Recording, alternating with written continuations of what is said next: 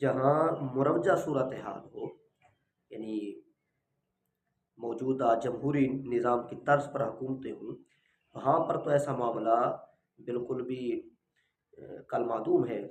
لیکن جہاں شرعی حکومت ہو، ہاں جی، خلافت پر مبنی سلطنت ہو، وہاں پر حکم یہ ہے کہ جو شخص سر عام ماہ رمضان کے اندر کھائے پیے، ہاں جی، سر عام اللہ تبارک و تعالی کے حکم کو توڑے، اسے قتل کر دیا جائے۔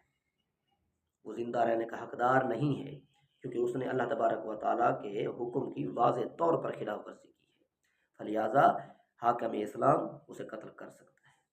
یہی شامی کا فیصلہ ہے، رد المحتار فتاوی شامی۔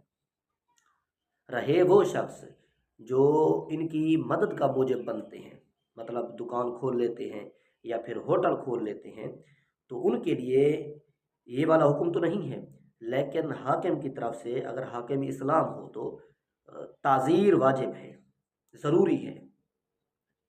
وہ اسے قید بھی کر سکتا ہے، اسے کوڑے بھی مار سکتا ہے۔ کیوں؟